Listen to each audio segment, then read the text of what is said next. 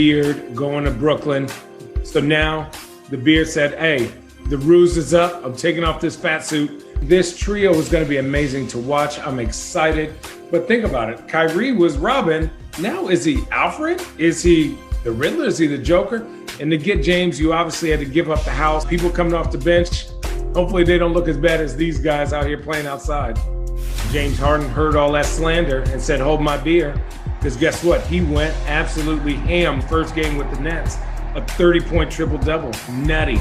The biggest thing about this is that gigantic smile on that man's face. It wasn't pretty, but at the end of the day, he got it done. And hey, we look at how dangerous the Nets are, even without Kyrie. Remember when Robert Horry wasn't playing until the playoffs? That's what they're doing at Taco Fall. This guy is a Boston legend already, shooting bank shot threes and hitting them with the gigantic, super slow-mo Euro step. And y'all better put some respect on his name because Taco's coming for you. Guys, you know, the biggest news, obviously, this whole season is not Harden, it's not Kyrie, it's me, finally. The Cavs have renounced my free agent rights. I have a huge decision with my family to figure out where I'm going. I don't know whether I'm gonna go to Chipotle or Qdoba. Please stay tuned. Thank you for your patience.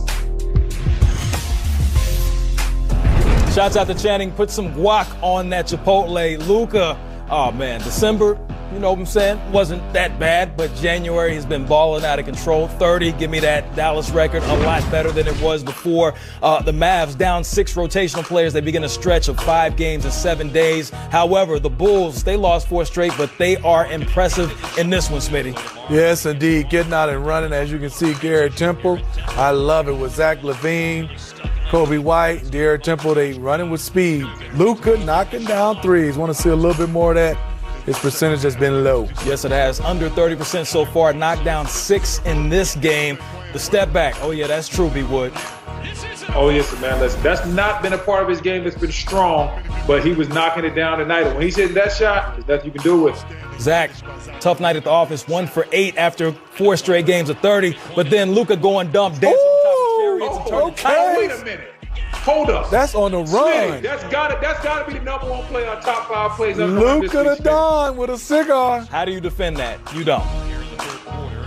Lauri Markkanen making his presence known. Quality contributions from the bench as well. 61 points from the Bulls bench, B. Wood. Listen, man, that's what it's all about. They can't just sit around and wait for Zach LaVine to score 30 every night. Other people, other guys on that team have to step up. But tonight, it was the whole Bulls bench. Lauri Markkanen, a season-high 29 in the game, along with 10 rebounds. Luka, the youngest player in NBA history with a triple-double of 35, 15, and 15. Oh, and by the way, he surpassed Michael Jeffrey Jordan on the all-time triple-double list while wearing those 23s. Luka, this is a lot of words to say that Luka is good, and he puts up numbers very quickly. In his 11th game of the season, he already has 300 points, 11 rebounds, and 100 assists. Like I said, a lot of numbers. All it says is Luka is really good. So we're just looking at what Luka's been able to do. Down 6 players, obviously shorthanded right now. But once they're back healthy, how dangerous is this team in the West, Smitty? They're very dangerous because I love the way the other guys are playing, and they all fit. I mean, all the guys are sitting out, they play their role. And with this guy, he gets some easy shots. Porzingis obviously is the key.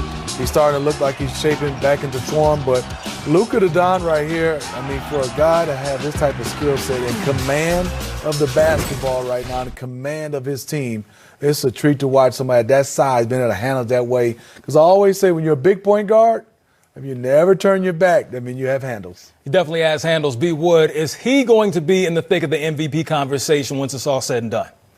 It really comes down to how many wins the Mavericks have. We know his game is going to put him in there, but when you look at the MVP, it's always been a combination of the guy with the best stats combined with the most wins, and right now Dallas is lacking in the wins department. If Luka can get up into the top 3 in the Western Conference, he can possibly be the MVP. But if not, might be looking maybe at old man James. Speaking of old man James, nice segue. I'm so Brooklyn. We needed opportunities, so we took them. So you missed his historic 30-point triple-double with the world's greatest leaders and Dr. Martin Luther King. 5 games on our family of networks. Closed out the night with the Lakers and the Warriors. All times are Eastern. And for a look at the rest of the week from a fantasy perspective, here's Kelly Stewart with the Weekly 6.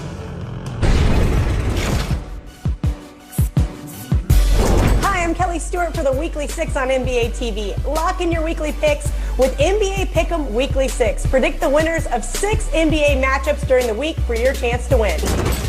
Let's head out west where the Pelicans should be well rested, but that's not enough for me to step in front of the Utah Jazz and Donovan Mitchell at home. Give me the Jazz here. Up next in the Atlantic Division, Boston is headed to Philly. I'd love to back the home team here, but with Jason Tatum returning to the lineup on Wednesday, give me the Celtics in a nail-biter. Suns arrive in Houston on Wednesday. I know a lot has been made of the James Harden exit, but don't overthink this. Christian Wood is a man on a mission to fill that void. I believe at home, he and the Rockets will get the job done. Next up, Giannis and the Bucks have a tough one at home on Thursday. It's never fun to go against LeBron and the Lakers, but I'm going to do it. Bucks win this one in the Forum. I would love to give the Pels a shot to pull an upset in Utah, especially after just facing this team on Tuesday, but they have some kinks to work out until I can back them on the road. Jazz again for me here. And last but not least, an exciting one in Brooklyn as the Miami Heat head up north. Lots of love for the Nets with their updated roster, but I do believe they need some more time to gel. I'll take the more complete unit here with Miami. Don't forget to make your picks at NBA.com/weekly6 for your chance to win. Good luck.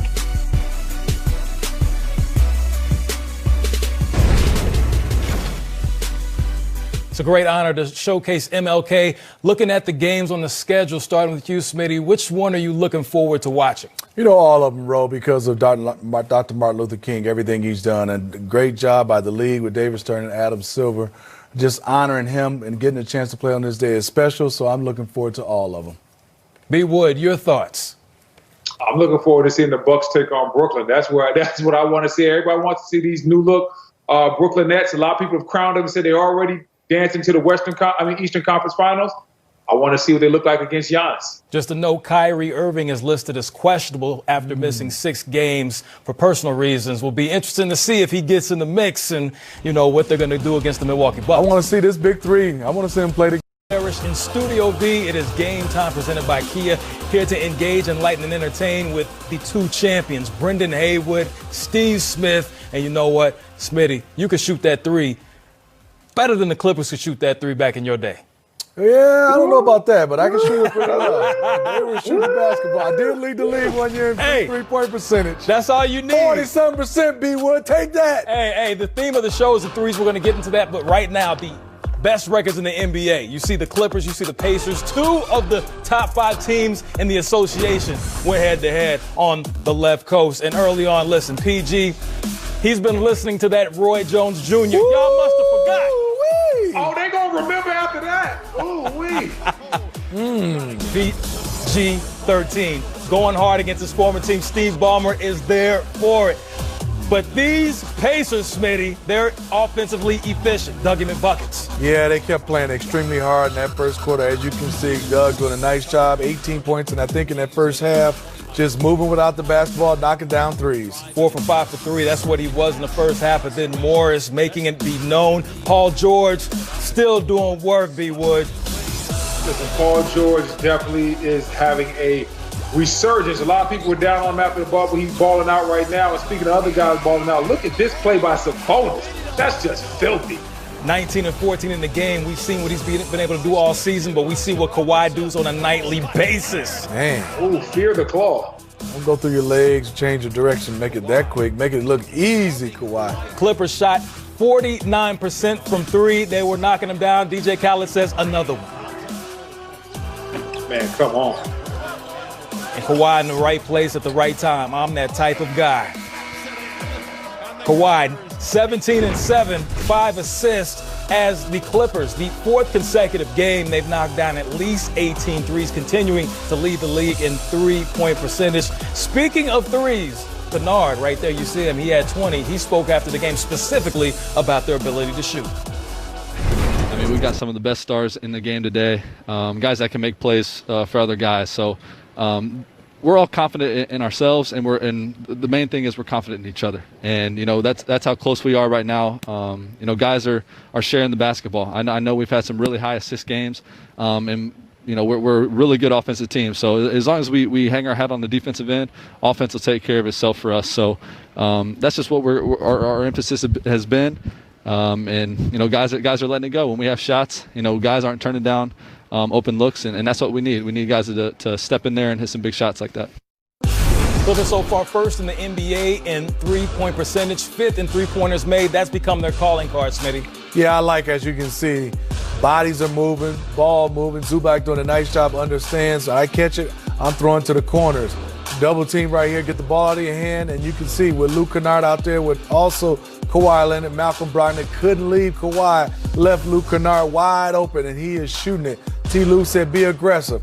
Now you have Paul George, as you can see, the cut right now, just the movement. Gets it kicked out to Patrick Beverly. He gets in the act. He knocks down the three. But what I like is these are hockey assists. These are the ball movement. Luke Kennard understands. Throwing it out to Marcus Morris Sr. Now, this was a tough one because he had it rolling. He knocked that one down. But I love the way they are getting out. And, yes, they are understanding great floor spacing. Patrick Patterson knocking it down. They played a little small ball tonight without Serge Ibaka, but it paid off for the Clippers tonight.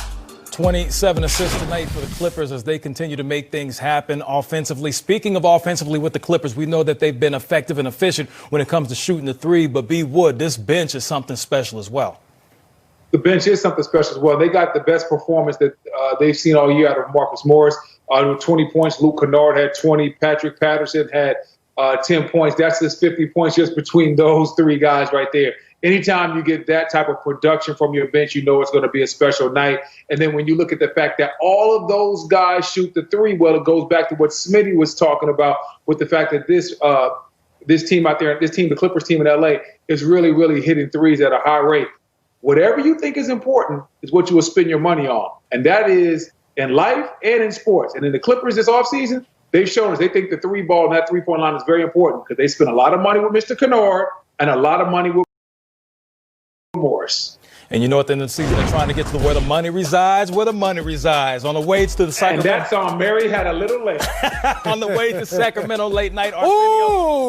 Whoa, did he knock it into the backstop? Watch this one, B. Wood. Oh, stop it. I mean, wow, Zion. Bouncing around. Somebody must have pissed Zion. Whoa, wait a minute. Woo. This looks like the Zion we all came to know and love. This is why he is box office, why you watch it. But De'Aaron Fox had himself a game. He says, I can dunk too. Yes, he can. Man. Oh, my man. He was flying for real. That's one of them old school, dunk contest dunks. No doubt. Don't forget about him. He's an all-star. He's a max player. Brandon Ingram, 22, knocking it down from outside. And more of Zion. Oh, he's coming. Yeah, I see everybody getting out of the way. Everybody's getting out of the way. It's like Mike Tyson back in the day, they didn't want no parts of it. Speaking of, they didn't want no parts of it. De'Aaron Fox, a career-high 43 in the game, 13 assists. He had 16 in the third quarter alone, Smitty.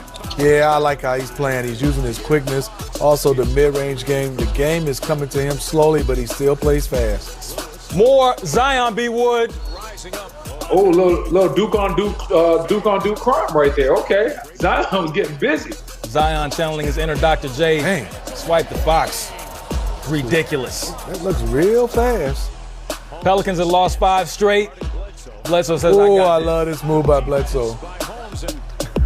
Which way did he go? Bledsoe, 21 in the game. You see Zion led the way with 31. Brandon Ingram with 22. After the game, our former colleague Stan Van Gundy speaking up for Zion. Pay attention to the word slap. And I'm going to be honest. I don't want a $35,000 fine from the league office. I'm just going to say guys like him who are really strong.